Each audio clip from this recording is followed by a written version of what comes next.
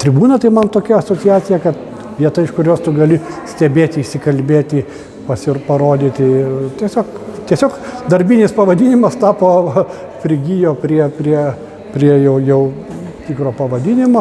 Na ir keliaujam štai darbas, kuris vadinasi jau 23 metai. Aišku, tai paroda nėra išdėliota chronologinė tvarka. Tiesiog išdėlioti pati ekspozicija architektūriškai ir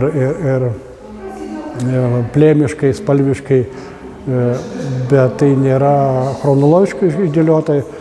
Ir čia 23 metų, ten 89, tai vat ir nežinoma vieta, kelionė pro fabriką. Labai įdomus pavadinimas, kodėl nežinoma vieta, todėl kad aš išryškinau negatyvą ir neatsimenu, kurioje vietoje fotografavau. Neatsimenu, tiesiog tas bokšto iki šiol negaliu atsiminti tos vietos. Na štai vieni labai seni darbai, laikrodis ir torsas moters, kuris, aš manau, kad padarytas 1988 metais, bet jeigu aš gerai atmintis nemeluoja, tai jisai niekada nebuvo eksponuojamas, rodomas jokioj parodoj. Jo gal buvo ar vienas ar du atspaudai padaryti ir aš kaip visą laiką sakau, tai aš padarau atspaudus ir negatyvai yra sunaikintas. Negatyvas yra perbrauktas, niekada negrįžtų prie tų pačių atspaudų ir niekada jau nespausdinu. Pilka diena darbas vadinasi. Namas kopose, nes pavadinimai man irgi yra labai svarbu. Pavadinimas tai yra kaip raktas žiūrovai atrakinti vaizdą. Na, jisai kartais būna toksai netikėtas, koks namas kopose gali būti. Namas kopose, kelias, 2000 metai, 3 stulpai laukuose ir mano fotografijose aš pats paskui pastebėjau, kažkaip nenorom labai daug tų stulpų yra atsiradę. Stulpai, kažkokie motyvai. Čia irgi štai stulpai tokie 93 metai, 94 ir 95 visiškai tai nebuvo kažkoksai triptikas ar ką, tiesiog natūraliai taip susiklostė, kad jie gavos tokie pametinukai. Pripūstas namas, 22 metų, vėl vienas iš naujesnių darbų.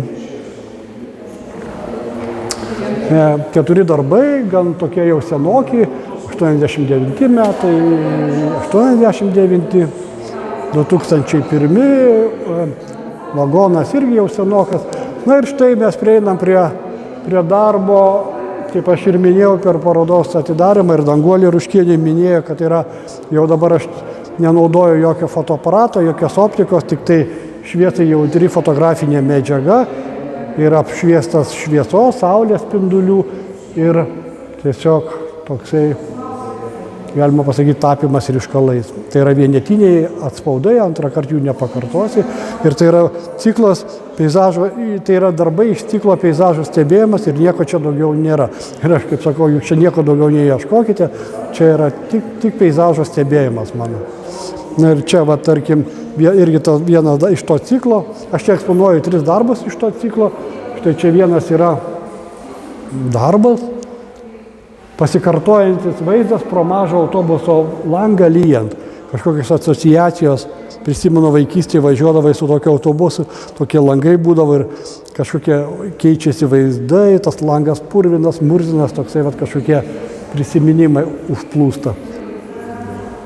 Ir toliau keliaujam, gatvė su traukiniu, tokie perspektyviniai dalykai, uždrausta gatvė, tiesiog ją negalima įvažiuoti, nes tai yra konteineriai, sustatyti konteineriai, kuriuos tu negali įeiti ir tai yra draudžiama zona, tas ir pavadinimas.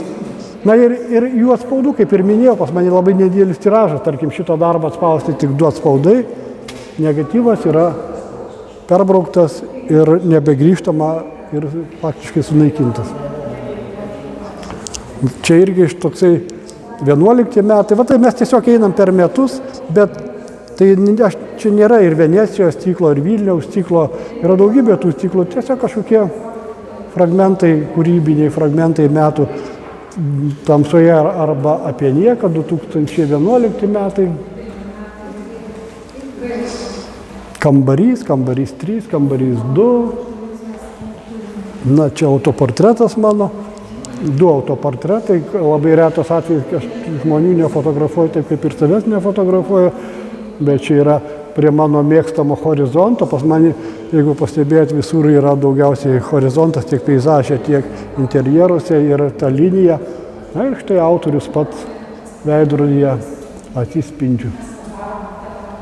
O čia namas prie geležinkelio, tai kaip nori, taip supraskite, galbūt tame name yra fotografuotas autoportretas, čia labai interpretacijos gali būti labai įvairios kiekviena. Na ir štai paskutinis darbas, kuris jau, reiškia, užbaigė visą apžvalgą. Tai irgi nuo tribūnos mes ateinam iki lauko matavimo 2023 metai. Kaip ir sakiau, darbas atliktas nenaudojant jokio fotoaparato, jokios optikos, tiesiog yra tik šviesai jautri medžiaga. Ir kartais aš panaudoju pieštuką grafitinį, jeigu reikia kažką, man trūksta kažką papaišau, arba įbrėžimai į emulsiją, raudono lipduko užklijavimas ir lauko matavimas, ir toks paaiškinimas, lauko matavimas ir dokumentavimas po lietaus, ir pasirašo matininkas Treigys. Tai va, tokias istorijas tos parodos. Tai taip trumpa apžvalga parodos.